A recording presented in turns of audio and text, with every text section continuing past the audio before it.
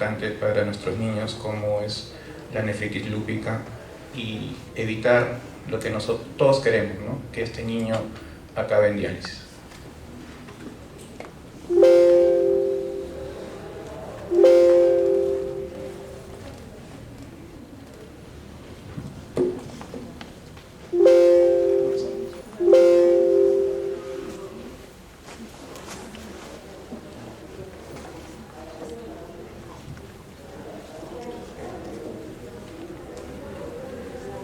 Bien, todos sabemos que el lupus en pediatría más o menos representa alrededor de 10 a 20% de todos los casos de lupus. Sin embargo, los niños, a diferencia de los adultos, más del 50%, 50-75% de niños con lupus hacen nefropatía lúpica. Y más del 90% hacen esta nefropatía en los primeros 2 años de vida. O sea, apenas tengamos diagnóstico de lupus, debemos buscar nefritis lúpica. Y esto es muy importante porque de eso depende la sobrevida renal. Las series actuales han mejorado la sobrevida de un 60% a 10 años, a 70% a 10 años del riñón, hasta 86%, pero depende mucho de qué tan precoz diagnostiquemos la nefropatía lúpica. Y tener una biopsia adecuada, ¿no? Porque en realidad el gol estándar para hacer una terapia adecuada es tener una biopsia adecuada. Igual, a pesar de todo esto y estas mejorías y que la sobrevida actual a 10 años de 86%, seguimos viendo que los niños con lupus tienen 19 veces más probabilidad de morir que un niño normal. Por lo tanto, aquí lo más importante es la prevención. Para hablar acerca de tratamiento, creo yo que lo más importante es saber cómo tratamos algo si no sabemos cómo se desencadena la enfermedad, cómo ocurre la enfermedad, qué características tiene, qué de nuevo hemos aprendido en esto para buscar nuevos tratamientos. Entonces, aquí hay algo muy importante, que es que nosotros tenemos una susceptibilidad genética y también factores ambientales. Estas dos cosas van a provocar la pérdida de algo que llamamos tolerancia inmunológica. ¿Qué significa eso? Que generalmente cuando nosotros tenemos cualquier infección y viene cualquier neutrófilo, que es nuestra barrera de defensa inicial, destruye esta bacteria y después por estos neutrófilos mismos tienen enzimas de superóxido dismutasa que degradan estos y forman radicales libres y que finalmente matan a la bacteria. Pero también muchas veces mueren estos neutrófilos y estos neutrófilos por apoptosis son degradados y nuevamente no se genera una respuesta inmune contra nuestro propio cuerpo, nuestro propio organismo.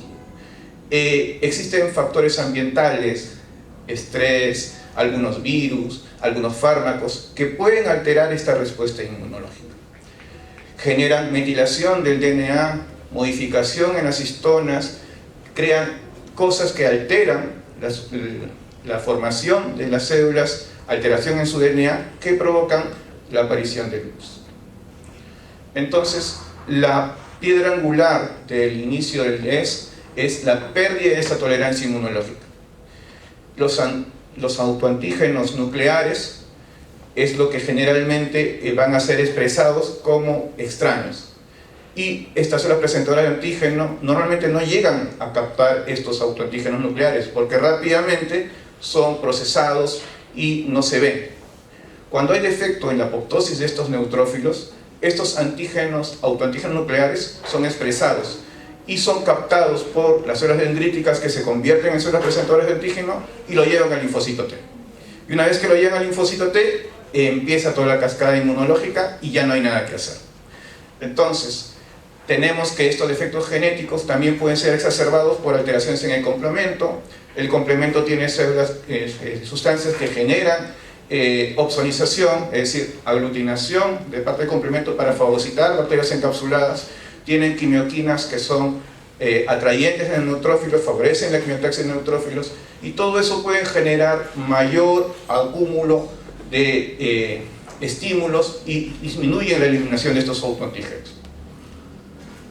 Entonces, tenemos que hay una respuesta inmune. Sabemos que la respuesta inmune puede ser innata, es decir, todos hacemos lo mismo contra cualquier bacteria, y esto básicamente está dado por células y por la parte humoral. La parte celular está dada por nuestra primera barrera de defensa, que son los neutrófilos, y la parte humoral está dada por el sistema de complemento. Este sistema inmune innato actúa de inmediato. Pero también tenemos nuestro sistema inmune adquirido, que está básicamente formado por nuestros linfocitos T, que algunos linfocitos T son vírgenes, es decir, no han sido preparados para ningún antígeno específico, pero una vez que la célula presentadora de antígeno reconoce el antígeno extraño y lo presenta al linfocito T, ese linfocito T virgen se convierte en un linfocito T específico para ese antígeno y empieza a formar más de estos linfocitos T específicos para este antígeno, producto de interleuquina, sobre todo la interleuquina 2, que hace que replique este linfocito T y lo vuelva cada vez más grande. Estimula interleuquina 6, y esta interleuquina 6 favorece el estímulo de linfocitos B, y estos linfocitos B activos se convierten en células plasmáticas y finalmente anticuerpos. Toda esta cascada genera finalmente la expresión de lupus. Entonces, ¿qué tenemos que hacer? Tenemos que evitar, primero, que se activen estos linfocitos T, y segundo, que estas células, células B no se conviertan en células plasmáticas, o si estas células plasmáticas podamos tratar de evitar que se sigan activando, ¿no? Hay un factor activador de células B, que es el BAF, que ahora se ha reconocido que hay mucha cantidad en el lupus, y este factor activador de linfocitos B hace que proliferen estos linfocitos B. Por eso vamos a saber ahora, más adelante, conocer que hay un anticuerpo específico para tratar de inhibir este factor activador de linfocitos B. Pero no solamente el linfocito T, ya hemos comentado, prolifera, ¿no?, por interleuquina 2, sino que favorece estímulos, interleuquina 1, que llaman macrófagos, genera mayor cantidad de citoquinas para la proliferación de más linfocitos T, estimula el linfocito B y estimula quimioquinas para quimiotaxis en neutrófilos y factores de complemento. Todo esto finalmente va a generar los complejos inmunes, ¿no? El anticuerpo que se une a este autoantígeno nuclear y se depositan en los órganos, sobre todo en el riñón. Bien, entonces, bueno, esto más o menos lo que habíamos comentado un poco, ¿no? Finalmente todo esto va a causar formación de complejos inmunes circulantes. Estos complejos inmunes circulantes van a depositarse a nivel del riñón, y esto activa la vía clásica del complemento, estimula los macrófagos, estimula la quimiotaxis de neutrófilos, libera sustancias de radicales libres de oxígeno y estimula la producción de citoquinas inflamatorias. Todo eso genera una lesión a nivel del endotelio, del glomérulo, y daño renal. Bueno, esto es un resumen de todo lo que hemos hablado. Habíamos hablado que inicialmente había factores ambientales, habíamos dicho que podría ser dieta, podría ser medicación, podría ser estrés, podría ser cuadros virales, que generan una susceptibilidad genética, haciendo que estos neutrófilos y estas células de primera barrera de defensa generen autoantígenos que van a ser expuestos y que no puedan ser eliminados rápidamente.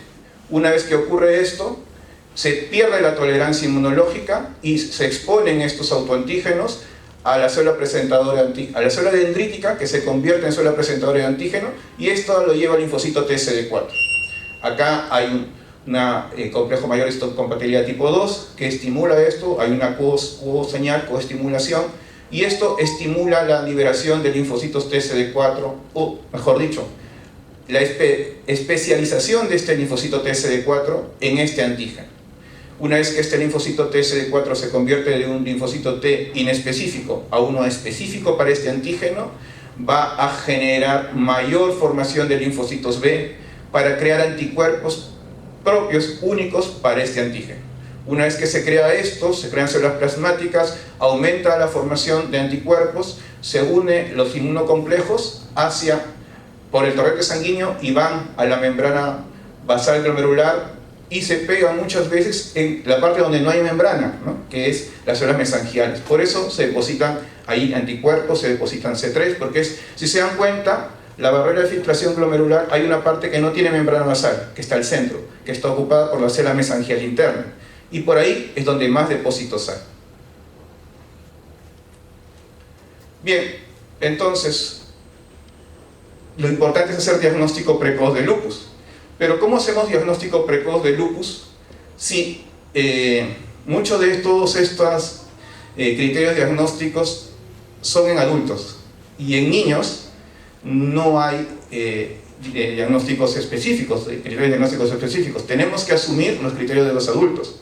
Y como ven, algo que es muy importante, ha habido cambios en todo esto, desde el ACR del 97, desde el LIC del 2012 y del EULAC, ha habido varios cambios, pero algo que es interesante es que los criterios y los criterios que están siendo incluidos, tanto criterios clínicos o inmunológicos, en los primeros dos era cada criterio un punto. En el EULAC ya hay dominios específicos, 7 son clínicos, 3 inmunológicos, y cada tiene una puntuación, y obviamente se puntúa el de que tiene más puntaje, se toma como el mayor de ese dominio. Pero, por ejemplo, no voy a tocar todos los criterios, pero quiero comparar el compromiso renal, solo el compromiso renal de los 3. Hablan de proteinuria, cilindros hemáticos, proteinuria, perdón, cilindros celulares, acá cilindros hemáticos y acá solo proteinuria. Pero la proteinuria está definida como en adultos, ¿no? O sea, 500 miligramos por día. Y un niño que tenga 500 miligramos por día, si lo convierto a miligramos metro cuadrado hora, ya está en 20 miligramos metro cuadrado hora, 30 miligramos metro cuadrado hora, y es demasiado. Entonces, tenemos que esperar a tanto. No hay definitivamente ahora un consenso que me diga cuánto es el compromiso renal en pediatría. Hay un consenso chino que hablaba de 150 miligramos al día, que es el valor mínimo de un adulto, pero tampoco es correcto, ¿no? En algunos estudios, cuando comparan estos, porque es muy importante esto para que como puedan comprender, dice, no hay diferencia significativa en usar bicofenolato como usar ciclofosfamida. ¿Y cuál es su estándar? Sus puntos de corte, los de adultos. O sea, bajar la proteinuria por debajo de 500. ¿Es suficiente para nosotros? Entonces, todas estas cosas tenemos que tenerlo presente y pensarlo. No digo que puede estar mal, pero ¿qué hay si no tenemos nuestros gold standards para pediatría? Y estamos asumiendo todos los tratamientos con el gold estándar de los adultos. Hay un artículo bien interesante que compara esto, ¿no? Y pone como gold estándar proteinuria, creatinuria menor de 0.2, y a diferencia de un adulto que es 0.5. Entonces, no hay correlación.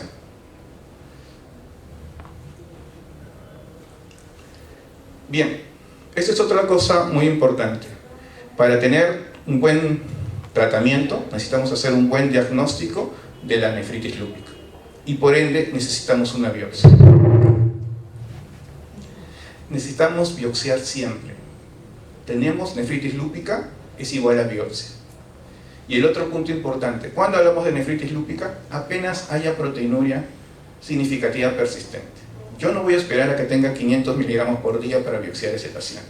Si yo tengo una proteinuria y creatinuria mayor de 0.2 y que es persistente, es decir, que dura más de un mes, o sea, tengo una proteinuria y creatinuria en 0.3 en un control y al mes siguiente tengo 0.4 y ya no está resfriado y no es una proteinuria ortostática, ya es criterio de biopsia para pediatría, para nosotros.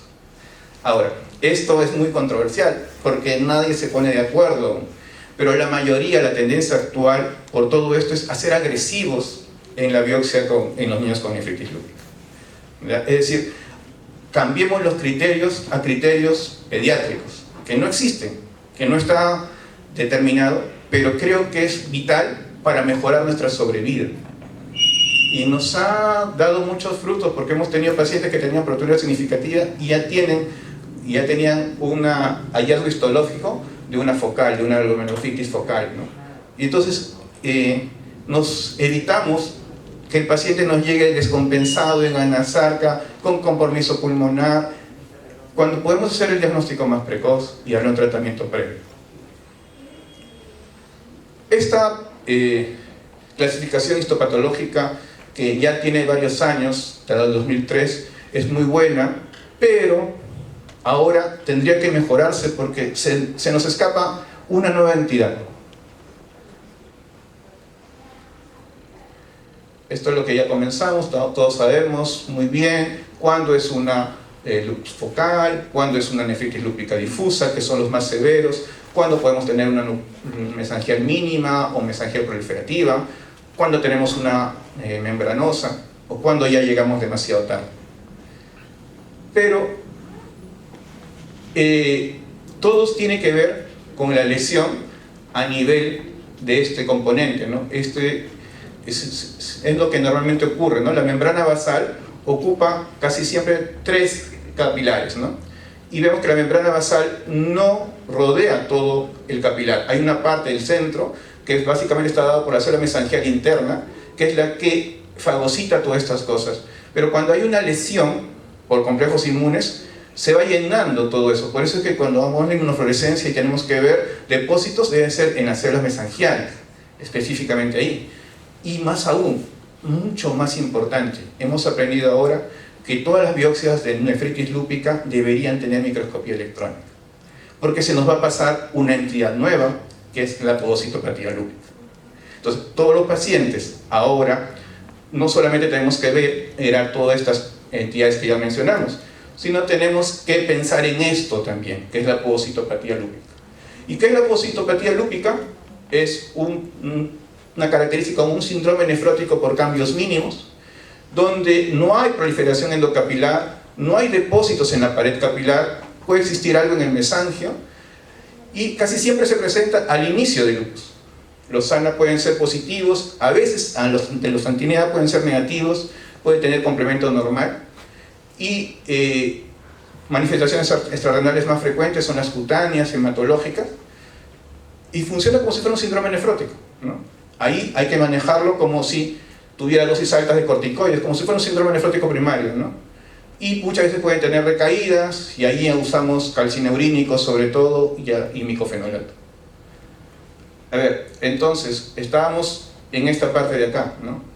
En donde todas las lesiones eran por complejos inmunes, y eso generaba los tipos de nefritis, ¿no? Del 1, 2, 3, 4, 5 y 6. Pero parece que el linfocito T puede atacar de frente a la membrana basal y al pedicelo directamente a través de citoquinas, y eso genera fusión de los pedicelos, y esto es lo que denominamos podocitopatía lúpica, sin necesidad de proliferación. Lamentablemente eso no se puede ver en la microscopía óptica. Tenemos que tener microscopía electrónica. Entonces, estos son los criterios diagnósticos propuestos para podocitopatía lúpica. Hay que tener un criterio clínico, diagnóstico es con proteinuria en rango nefrótico. Ojo, no podemos hablar de podocitopatía lúpica si no hay proteinuria en rango nefrótico, ¿ya? Sin antecedentes de uso de medicación nefrotóxica, ¿no? Que puede generar una proteinuria momentánea. La microscopía de luz, vamos a ver patrón de cambios mínimos casi siempre, sin depósitos. La inmunofluorescencia, hay ausencia de depósitos inmunológicos capilares, puede haber depósito de complemento en zonas mesangiales y inmunoglobulinas, pero no en los capilares.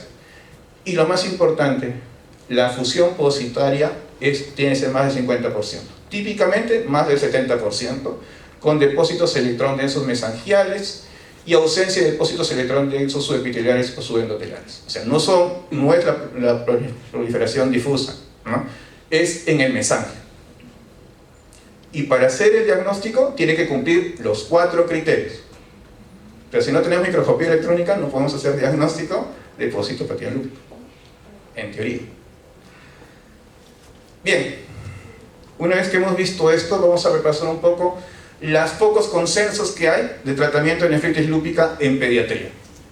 Porque, a ver, la CADIGO fue el 2021, ¿no?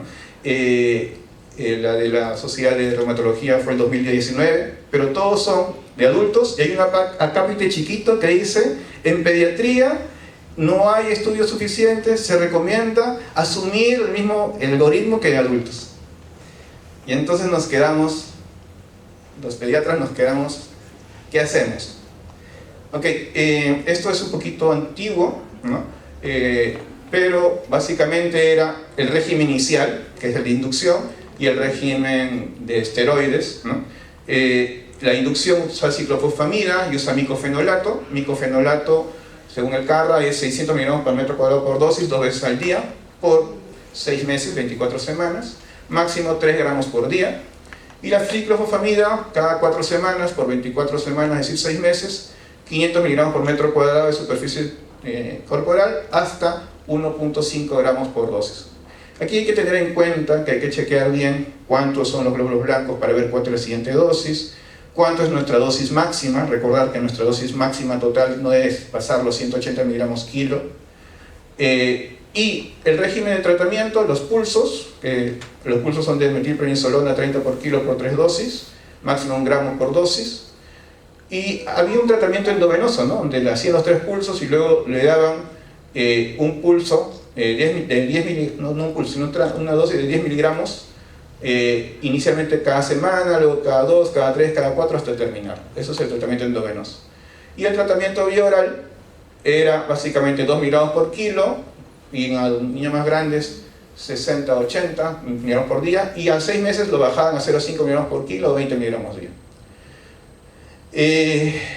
Esto tenía buena cantidad de corticoides. Con el tiempo hemos tratado de ahorrar los corticoides por los efectos secundarios, los corticoides que todos conocemos, los niños que tienen problemas a nivel óseo, a nivel de retardo de crecimiento, problemas a nivel visual. Hemos tenido muchos problemas, ¿no? Con niños que han tenido problemas de cataratas, problemas con glaucoma, ¿no? que es muy importante y finalmente lo puede llevar a la ceguera. Entonces tenemos que tener mucho cuidado con el tratamiento con corticoides y el seguimiento de estos pacientes. El SHA me parece que es un poco más nuevo, el 2017, está más asociado a lo que nosotros hacemos, ¿no? Y aquí viene el gran punto, el boom del Eurolupus y la ciclofosfamida, 500 miligramos cada 2 semanas, que va bien, que hay una buena respuesta, que por qué darle tanta ciclofosfamida inicial. Y yo tengo algunas cosas que decir al respecto. El Eurolupus es toda la población europea. La población nuestra tiene mucha más susceptibilidad a lo que es la nefropatía lúpica. Los cuadros son más agresivos. Entonces, yo no estoy tan seguro que si no hay un estudio, primero pediátrico, y con nuestra población, poder en un paciente con un compromiso severo darle 500 miligramos cada 2 semanas, y no hay dosis pediátricas, ¿no? Estamos hablando como en adultos, ¿no? Por lo que nosotros seguimos usando 500 miligramos por metro cuadrado, 750 miligramos por celosis mensual, ¿no? La inducción con micofenolato es muy buena. Ha habido varios artículos que dicen que no hay diferencia, pero ahí el otro punto, ¿no? ¿Cuáles son sus goals, ¿no? ¿Cuáles son sus goals de remisión? Y lo segundo es que la absorción vía oral depende mucho del edema de la pared intestinal. Si yo tengo un paciente en anasarca, completamente hinchado, que tengo que proponer albúmina, no lo puedo inducir con micofenolato vía oral. No se va a absorber bien. Segundo, que el micofenolato muchas veces tienen CIPs que tienen que ver con el metabolismo a nivel hepático, y deberíamos usar área bajo la curva, o por lo menos un dosaje, para tener claro cómo nos va si vamos a usar inducción. Y en estos pacientes graves, generalmente nosotros preferimos seguir usando el tratamiento de inducción endovenosa. Estas cosas no están en las guías, estoy hablando de lo que nosotros hacemos, nuestra experiencia y por qué lo hacemos, y es cuestión de conversarlo después, más adelante. Voy a tratar de apurarme para no, me dicen si me demoro mucho. Y bueno, ¿cuáles son los objetivos del tratamiento? Inducción es conseguir la remisión. O sea, en la inducción tenemos que parar la actividad. O sea, debemos de evitar que ese riñón se vaya al tacho y acabemos dializándolo. Debemos de disminuir la proteinuria. Y luego, cuando lleguemos a la fase de mantenimiento, lo que tenemos que hacer es evitar la progresión de una enfermedad renal crónica. Porque así no tengamos proteinuria en rango nefrótico. Si seguimos con proteinuria significativa persistente, tarde o temprano ese riñón se va a dañar. O sea, no solamente significa que ya paramos la actividad severa, sino debemos tratar de normalizar la proteinuria. Proteinuria y hipertensión son las dos cosas que van a llevar a que un niño acabe en falla renal crónica terminal. Entonces debemos evitar eso. Hay que prevenir las recaídas y hay que mantener el lesión activo. Ok, y esto es lo que estaba comentando, ¿no? ¿Cómo se define remisión en pediatría? No hay nada estandarizado. El único consenso que he encontrado es un consenso chino, donde hablan de proteinuria menos a 150 miligramos día, glóbulo rojo menor de 5 y tasa de filtración glomerular normal. Pero todos manejan los del EULAR y la del CADIVO, ¿no? Que son 500 miligramos por día con tasa de filtración glomerular normal. reducción parcial, 50% de la proteinuria, con tasa de filtración glomerular normal. Y lo que recomiendan es que si no hay remisión a los 6 meses, se puede usar tanto calcineurínicos como rituximab como terapias de rescate. Y eso también, yo creo que no se debe esperar tanto. Si tenemos 3 meses y no hay respuesta y sigue con uno, tenemos que buscar una alternativa, porque a largo plazo esto nos puede generar más daño renal. Bueno, esto es un consenso brasileño de nefritis lúpica, y donde maneja más o menos lo mismo, pero lo interesante de esto es este algoritmo, ¿no?, que habla de la inducción, pero ellos también lo revisan a los 3 meses, no esperan los 6 meses, a los 3 meses revisan qué se puede hacer, se les sube la dosis de micofenolato hasta 1800 miligramos por metro cuadrado, se le puede cambiar a otras alternativas, puede usar rituximab, puede usarse calcineurínicos. Los calcineurínicos van bien cuando hay proteinuria como manifestación más importante. Pero si hay otras manifestaciones extrarrenales, y eso es muy importante, tenemos que conversar con los reumatólogos. O sea, nosotros vemos la nefritis lúpica, pero de repente la nefritis lúpica está muy bien, está perfecto, es clase 1, hay una proteína N leve, pero hay un compromiso hematológico severo, hay un compromiso de plaquetopenia severa, y tiene que usar micofenolato, o tiene que usar ciclophosphamida, y no necesariamente por nosotros.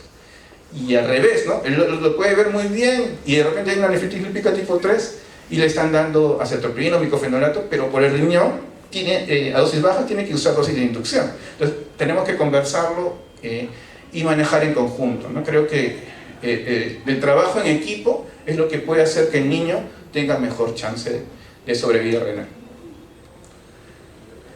Y bueno, ahora sí, a lo que vamos, ¿qué estamos usando actualmente? ¿Qué se usa? ¿Y qué hay aprobado por la FDA? Esto de acá, hidroxicloroquina, acetopridina, metrotexate, micofenato, ciclofosfamida y rituximab, todos lo conocemos. Lo nuevo es el belimumab, que es un tipo nuevo de anticuerpos anti-CD20 que ya tiene aprobación por el FDA y que vamos a ver más o menos cuáles son sus beneficios. Y lo otro es los mecanismos de inhibición de la calcineurina. Como ya había comentado, lo que hace es inhibir el factor nuclear, de activación nuclear del linfocito T, y por ende la proliferación del linfocito T, y sobre todo a nivel de los podocitos, mejoran la estructura de los pedicelos y disminuyen la proteinuria. Entonces tenemos medicamentos que pueden inhibir este ciclo para la proliferación, como son el micofenolato, la acetoprina. Podemos inhibir la ciclosporina, ¿no?, o el tacrolimus, que inhibe la calcineurina, que inhibe este factor de transcripción nuclear. Podemos inhibir la unión entre la célula presentadora de antígeno y el linfocito T a través de su coestimulación, el B7CD28, que es el belatafseb. Podemos inhibir interleuquina 2. O sea, dependiendo de dónde actuamos, podemos manejar diferentes medicamentos nuevos que se están investigando. ¿Cuáles son los que ya tienen fase 3 o fase 2 de estudios? Y esto tiene que ver, la fase 2 es la fase 1 es para ver si el medicamento es seguro. La fase 2 es si el medicamento es seguro y es eficaz. Y la diferencia con la fase 3 es que lo hacen en grupitos pequeños de 30 pacientes, y en la fase 3 llegamos a 300 hasta 3000 pacientes. A ver cómo nos va. Entonces, el belimumab tiene ya estudios, fase 3, y no solamente en adultos, sino también hay un fase 2 que es el estudio Pluto en pediatría, y ha ido bien. Entonces, por eso es que el FDA ya lo ha aprobado para pediatría. Esperemos que en algún momento podamos tener ese arsenal, pero tenemos que tener en cuenta que los objetivos, fíjense, gol estándar, objetivo principal, proteinuria, creatinuria menor de 0,7. Ahí hay que tomarlo con pinzas, ¿no? Hay que mirar bien. Pero entonces, igual, el otro punto importante es este nuevo inhibidor de calcineurina, que es el ciclosporina. Tenemos problemas con el tacrolimus, con el micofenolato, porque hay que hacerle dosajes, y en muchos lugares que no se pueden hacer dosajes, ¿no? Entonces lo hacen a ciegas. ¿Por qué? Porque tiene una inestabilidad farmacodinámica. y farmacocinética. Y entonces, ¿qué tenemos que hacer? Buscar una droga que sea más estable, que no requiera tantos dosajes, que no haya tantos cambios. Voclosporina pareciera que es más estable, que no requiere tanto dosaje. Y el gold estándar ha sido una proteinúria catenaria menor de 0,5. Fíjense que lo más interesante es que lo mínimo de proteinúria catenaria es 0,5 o 0,7. O sea, estos que nos venden muy bien, qué bonito, hay remisión, hay que saber cuál es sus gold estándar. Hay que esperar un poquito más, hay que ver qué va a pasar en el futuro. Y como siempre, tener mucha cautela para los niños. ¿Qué pasa con los adultos? Los recién están en fase 3, faltan los de fase 4. ¿Qué pasa cuando ya lo muestra la población general y vean qué efectos secundarios puede tener? Entonces, si bien hay cosas buenas, interesantes, este anti-CD20 nuevo también me parece que va a ayudar mucho, tiene una buena reducción de la proteinuria, pero no se debe usar en pacientes con falla renal. Hay que esperar un poco más, recién están en fase 2. Entonces, esta es la última diapositiva. ¿Por qué hemos revisado un poco tanto la fisiopatología? Porque de acuerdo a eso podemos ver en dónde vamos a actuar, ¿no? Podemos actuar a nivel de linfocito T, podemos actuar a nivel de linfocito B, como el velilumab que estamos comentando, podemos actuar a nivel de la célula plasmática, en estos casos, estos están todavía en estudio. Podemos actuar a nivel de la célula dendrítica para evitar que se convierta en célula plasmática, pero vamos paso a paso, ¿no? Hay que esperar, paciencia. Hemos usado los mismos fármacos durante muchos años, y esa es la nueva era. Hay que empezar a revisar nuestra inmunología, hay que empezar a verificar que nuestros gold standards sean pediátricos y esperemos que todo sea para bien de nuestros niños. Muchas gracias.